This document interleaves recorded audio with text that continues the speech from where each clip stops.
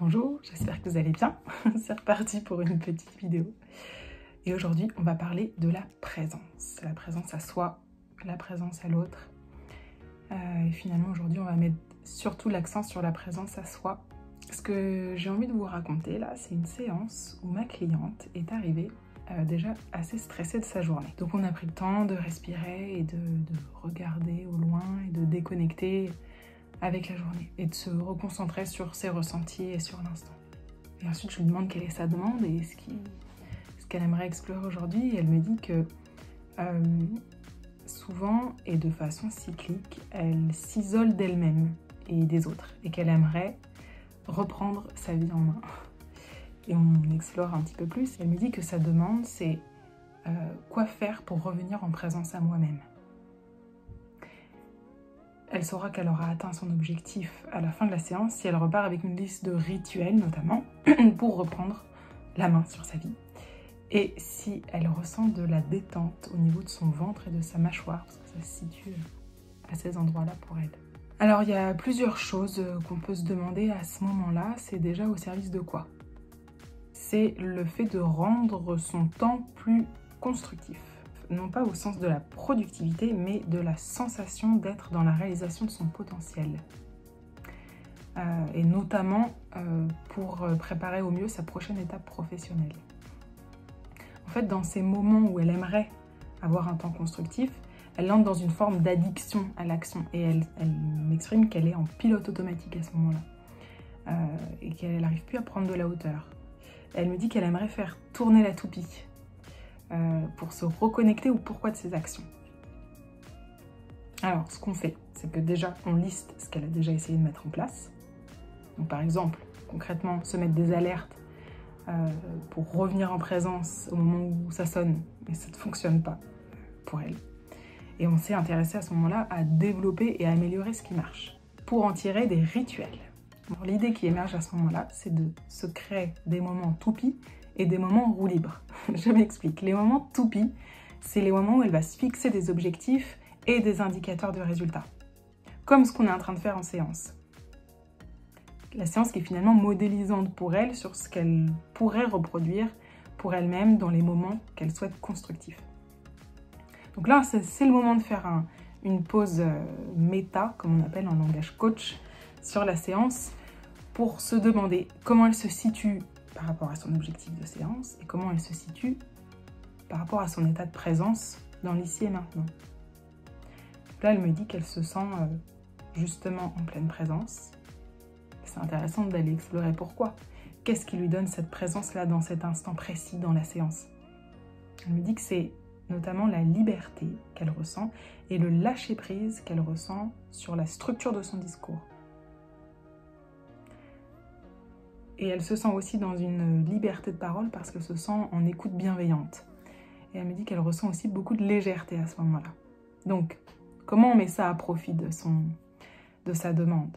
C'est de fixer ses objectifs qui soient pour elle une source de liberté. Et si elle se connecte à ce moment-là à une intention plus grande qu'elle-même, notamment celle de devenir une meilleure version d'elle-même dans son plein potentiel, je fais beaucoup comme ça, mais c'est parce que je tiens à utiliser les mots sans les déformer. L'idée qui émerge aussi, c'est de s'acheter une vraie toupie. Et la vue de cette toupie, rien que la vue seulement de cette toupie, pourra à ce moment-là la renvoyer automatiquement à un retour sur soi pour un état des lieux de présence. Comme ce que je fais là maintenant. Je sens que je ne suis pas complètement en présence dans cette vidéo. Je le sens.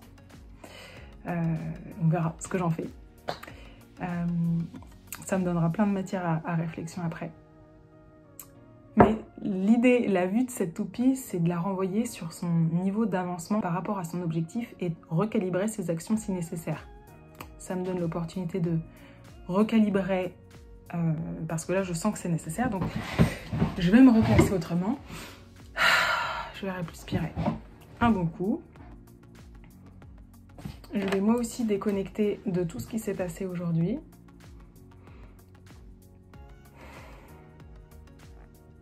Pour me mettre plus en présence avec vous qui regardez.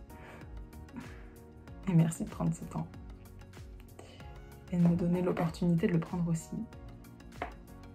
Ce qui est à émerger aussi, c'est l'importance de se reconnecter à des moments roue libre, comme elle appelle aussi à ce moment-là.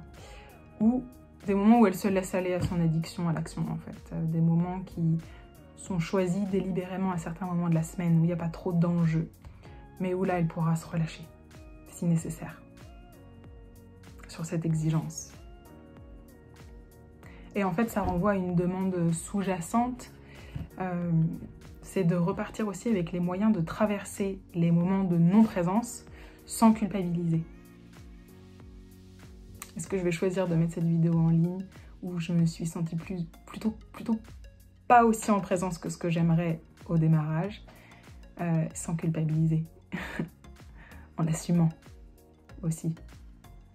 Parce que c'était ça quelque part aussi la demande sous-jacente de ma cliente. À ce moment-là, il y a quelque chose qui se relâche chez elle et il y a une nouvelle idée de rituel qui émerge, et c'est celui de répéter des affirmations. Parce qu'avec les affirmations, il y a quelque chose d'une cohérence énergétique qui, une fois entrée dans la sphère énergétique de la personne, va en modifier l'aspect et donc le résultat dans la matière. Et en fait, notre vie est l'absolu résultat de notre sphère énergétique. Mais là, on entre dans un sujet beaucoup plus vaste. Mais c'était une petite aparté pour vous dire le pouvoir des affirmations. Dans les affirmations, il y en a plusieurs qui sortent. Il y en a une notamment qui résonne fort. Pour elle, c'est « je me reconnais ». Donc elle la répète plusieurs fois et on explore les ressentis que ça fait émerger chez elle. C'est émouvant comme moment, je me reconnais. Il n'y a peut-être rien de plus fort que ça sur la présence, en termes d'acceptation entière de soi, en présence.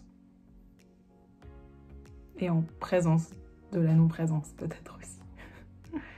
À la fin de la séance, elle me dit qu'elle se sent bien, elle me dit qu'elle a envie de se mettre en mouvement et que tout lui semble possible. Je ressens vraiment de l'envie. Et moi-même, je me suis sentie tellement bien à la fin de cette séance. Je me rends compte à quel point je me synchronise à mes clients et je suis entrée dans la séance avec un gros mal de tête et j'en suis sortie hyper détendue, avec absolument plus mal à la tête. Parfois, les choses sont magiques et notre corps nous envoie plein de messages pour savoir si on est au bon endroit, au bon moment, avec les bonnes personnes. Et clairement, dans cet instant précis, c'est ce que je ressentais. Voilà, j'espère que tout ça fera écho pour vous, que ça résonnera d'une façon ou d'une autre. N'hésitez pas à m'écrire ou à écrire en commentaire les idées des rituels que vous-même vous utilisez pour revenir en présence, comment vous travaillez votre rapport à la culpabilité quand vous n'êtes plus en présence, comment vous l'assumez à ce moment-là. Voilà, ça m'intéressera d'avoir votre retour. Ces vidéos, c'est aussi une occasion d'échange avec vous. Donc n'hésitez pas et je vous dis à très bientôt.